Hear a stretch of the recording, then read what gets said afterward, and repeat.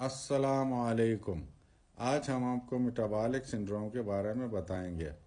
Metabolic syndrome ہمارے جسم میں چند رسک فیکٹرز کا مجموعہ ہے۔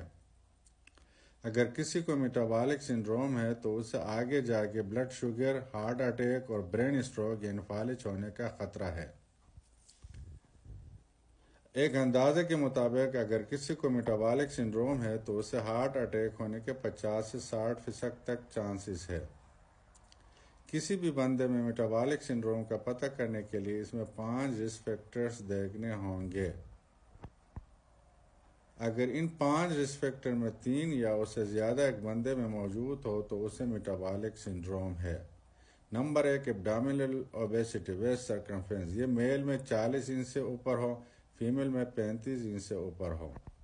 نمبر 2، ٹرائی گلائسیرائڈز TG، خون میں اس کی لیول فاسٹنگ میں 150 ملی گرام پر ڈیسی لیٹر سے زیادہ ہو۔ نمبر 3، HDL گڈ کولیسٹرول، اس کی مقدار میل میں 40 سے کم، فیمیل میں 50 سے کم ہو۔ نمبر 4، بلڈ پریشر، اگر کسی کا بلڈ پریشر 130/85 ملی میٹر آف مرکری سے زیادہ ہو۔ نمبر 5، بلڈ شوگر، اس کی فاسٹنگ لیول 110 ملی گرام پر ڈیسی لیٹر سے زیادہ ہو۔ ان 5 میں سے اگر 3 یا اس سے زیادہ رسک فیکٹر ایک بندے میں ہو تو اسے میٹابولک سنڈروم ہے۔ میٹابولک سنڈروم کے علاج جاننے کے لیے ہمارے سے جڑے